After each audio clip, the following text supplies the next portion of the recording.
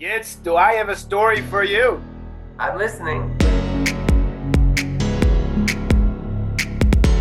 Yom Hatzmaut Sameach. This week in Eretz Yisrael, we'll be reading Parashat Emor. And boy, is there an interesting story in this week's Parasha. When you look in Perek Avdaled, we find the story of the Mekalel et Hashem, the person who cursed Hashem. And even though there are just a few Psukim over there, still when you look at them, not much really makes sense. First of all, when you try to figure out who that person was, it doesn't even say his name. What it does say, it says his mother's name, but not in the beginning, only at the end, after the story is done and he's brought to Moshe. Suddenly then we see that his mother is called Shlomit Bat Dibri. But more than that, there's something going on over there, because the Torah emphasizes the fact that he is a son of an Israelite and a son of an Ish Mitzri fighting with an Ish Israeli. But on top of that, when you look at what exactly did he do, the Torah says that he also states Hashem's formal official name that was used on Har Sinai, but then also Vayikalel, also he cursed Hashem, or maybe he even cursed the other person. On the Pshat level, when you look at the Psukim, it's really not clear what's going on over here. Now we know many Midrashim, Rashi brings them right away, of what happened over there behind the scenes, what's not mentioned in the Psukim themselves. But let's start again, as we do in these videos, on the Pshat level. What exactly is the story about? What exactly can we learn from these Psukim? What exactly do we see in these just few Psukim about this story? Yeah, well, it's interesting what you mentioned about this sort of being split up into two, because we usually look at the story, we assume he cursed, and that's what this is about. It's about someone cursing God, but it seems that the Torah splits here between two parts of his act. Vayikov et Hashem, vayikalel. It's not just the fact that he cursed. It's not just the fact of who he cursed. And as you said, maybe he didn't even curse God. Maybe he just used God's name to curse. But there's an emphasis, and it repeats itself also further down in the Psukim, about vayikov, about using God's name, about using God's most holy name, the name that's used in the Mikdash on Yom Kippur, the name that we see as the highest level. He states that name and he curses. And maybe that's what this is about. And that's what's the big problem here, because we'll see also later in the Psukim that the Torah says that someone who curses God, v'nasacheto, he has a sin. Uvenokev shem Hashem yumat. So there's something about the combination of the two. It's terrible to curse, but it's even worse when you're using God's name and cursing. And that's what this is about. That's the problem. Bringing these two worlds together. There are people that do bad things, and there are people that do good things, and there are the same people who sometimes will do good things and sometimes will do bad. The problem here is taking those two worlds together, is using the highest level of Hashem's name together with cursing, using that for a negative way. It's not you leaving good to do bad, it's trying to use good against itself. And maybe this can explain the whole beginning, because at the beginning, as you mentioned, the Psukim don't talk about him, because the problem isn't him. We don't even see his name. The problem starts earlier. It starts with this intermarriage of Ben Aisha Israelit with an Ish Mitzri, and that's what brings about this. But I don't think this is just any intermarriage. I think this is an ideological intermarriage, and maybe the Torah is telling us her name because of this. Her name is Peace, Shlomit Bat Divri. Her father is the one who speaks. She's a woman of peace. Maybe this was ideological. And who is this Ish Mitzri? Chazal teach us that this Ish Mitzri is the same Ish Mitzri that we remember from Mitzrayim, that Moshe sees him beating a Jew. And what does Moshe do? Vayachet HaMitzri, vayitmeneu b'cho. Moshe sees this, and Moshe has all the excuses in the world to not act, and he does act. He realizes that sometimes when there's evil, you need to act against it. And maybe there are two worlds here. Moshe represents one, and Shlomit Bat Divri represents another. You know what? If we'll be friends with them, if we'll be a part of them, then they'll stop hurting us. They hate us because we're separate, because we're different. If we'll just intermarry, if we'll just mix together, everything will be fine, everything will be solved. And Moshe Rabbeinu sees this Ish Mitzri beating the Ish Ivri, and what does this cause Moshe Rabbeinu to do? The exact opposite. This is that moment that Moshe Rabbeinu separates himself from being mixed in of Mitzrayim and ends up leaving and starts developing himself separately as a Jew. So these two worlds clash here, and maybe that's why Moshe Rabbeinu at the beginning doesn't want to get involved in making a decision here, because he knows these are those two worlds that are clashing. But that's what the Torah is teaching us here. You know why this is so bad? You know how this story ended up, how we have someone taking Shem Hashem and using it for evil? It's because Vayikov Ben Aisha Israelit. It mentions the fact that he's Ben Aisha Israelit when it talks about using God's name, and then he curses. That mixing things up, that assumption that, if everything will be mixed together, it'll be better, it's the exact opposite. That's what doesn't allow you to build things. That's what causes loss of boundaries, of borders, of rules. You can't build your uniqueness. You can't build your role as Am Yisrael when everything is being mixed together all the time. Of course, Am Yisrael is supposed to have an impact on the nations, but to achieve that, it's not going to be achieved by Moshe Rabbeinu being the prince of Egypt. It's going to be achieved by Moshe Rabbeinu standing up for his brothers and ending up leaving Egypt to build himself up to do this role. Not by Shlomit Badivri, which is mixing things together and ends up with the story we have here, the exact opposite. By separating, and that's exactly what they do. The first thing they do is they separate him. They understand this importance of separation to be able to build what we need to build. Beautiful, beautiful, very true. Really, when you look at the Psukim, it's very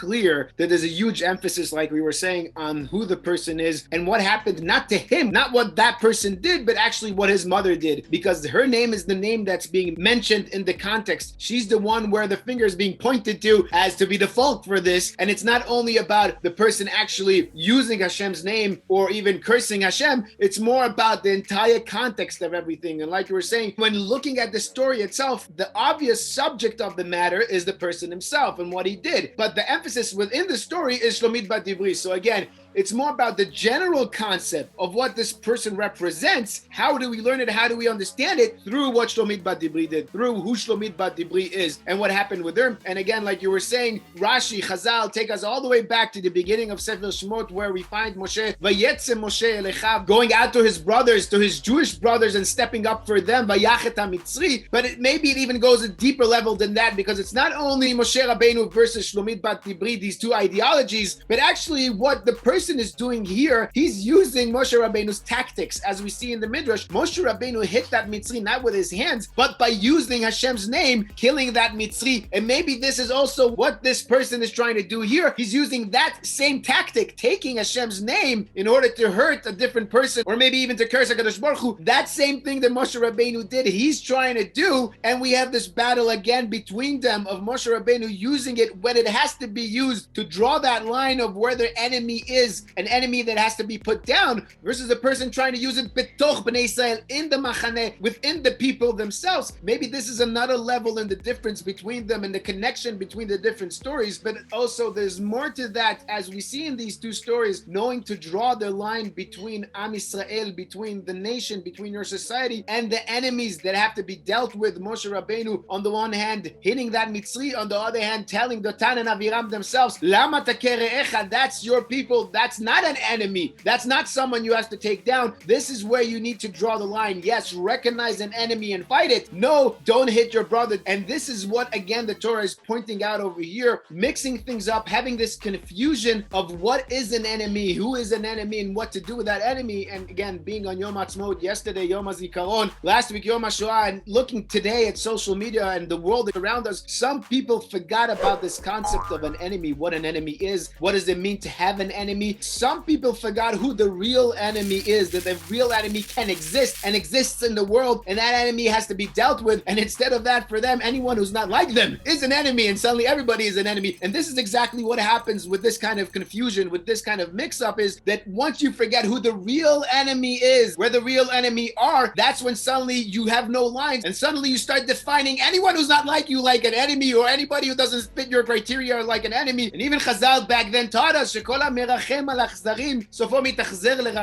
if you try to be merciful to the cruel, you'll end up being cruel to the people who deserve mercy. And really, this is what we see today, that if you don't know to draw that line, where the real enemy is, who the real enemy is, what real cruelty looks like, who are the people that are trying to hurt you, who are the people that are trying to harm who you are, you will end up being cruel to the people who really didn't do anything wrong. And when these lines are so blurred, and when you really don't know what your identity is, who you are and who the bad people are, you'll end up getting to a place where you have a ceremony commemorating also the heroes that protected and saved us, but also the terrorists that try to kill us, and you lost your mind and you're trying to compare to it too. That's what's going to happen. That's kol ha-merachem al achzarim sofo li'itachzer lerachmanim. And unfortunately, we've seen this with our own eyes happening this week. Some people that lost their minds, some people that have gone off the rails, and it's our job to stand up and yell that this cannot be ignored. We can't let these kind of things happen in a normal, healthy society, because you have an enemy. And when when those enemies are there, you have to know to draw the line and call them out and fight them. We have to stand up. We have to yell that this is who we are. This is our identity. It's very clear to us who we are, what we are about, and who the people that are trying to hurt us, hurt our mission to the world, to make the world a better place, who they are, that we have to fight them, just like Moshe Rabbeinu did in the beginning of Sefer Shemot, stepping up, and just like Am Yisrael here had to draw the line, take this person out of the Machaneh, take this person out of Am Yisrael, because we have our set of rules, we have our boundaries, they are very clear to us, and when we have those, we can grow as a society to make the entire world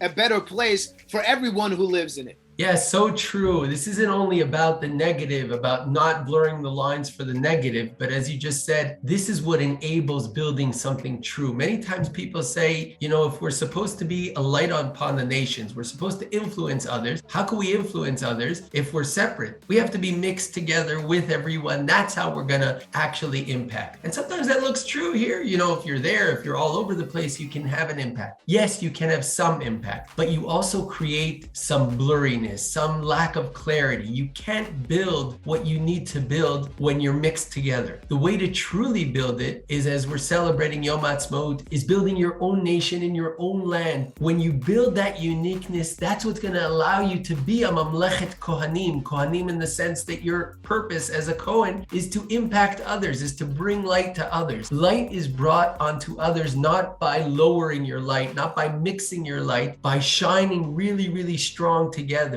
That's what Yom Ha'atzmaut at the end of the day is about, is building that. And as the Navi says, at the end of times, the nations will come and say, Kumu v'na'aleh el har Hashem el beit Elohei Yaakov. We're going to go to the house of Am Yisrael. And the Gemara teaches us there are different references to the Makom of the Mikdash, to the place of Har Moriah, by Avram Avinu, who calls it a mountain, by Yitzchak, who calls it a field, a sadeh, and by Yaakov, who calls it a house. Avram and Yitzchak seem to be open to everyone else. We know Avram went around and brought people and was Mekar of the whole world. It's a mountain. Everyone sees it. Everyone comes. A bayit, that's a closed off place. That's a home. That's not what's going to bring people, but it's the exact opposite. At the end of times, if you focus on your home and you build it, it becomes a light that shines on, and that's what attracts people. They'll come and say, we're going to go to Har Hashem, to the mountain of Hashem. Why? Because that's where there's Beit Elohei Yaakov, because the house of Yaakov, that's where that was built. Being yourself doesn't mean you erase others. The opposite. It allows you to be yourself so you can truly impact and shine your special light onto others. Beautiful. Exactly. And like we've discussed several times on this channel, each person, each individual, each nation has their mission in the world. And in order to bring their harmony out in the world, you have to have the different colors. You have to have the different missions being expressed and brought into the world. If everyone does the same thing, you won't have this harmony. If all the pictures one color, it's not a picture. You need all the different colors together. You need all the different notes, all the different instruments to make a beautiful piece of music. That's the same thing with the world. In order to get the world to a really better place, we need each nation, each people carry out the mission to make the world a really better place. But we're out of time, so we'll have to end here.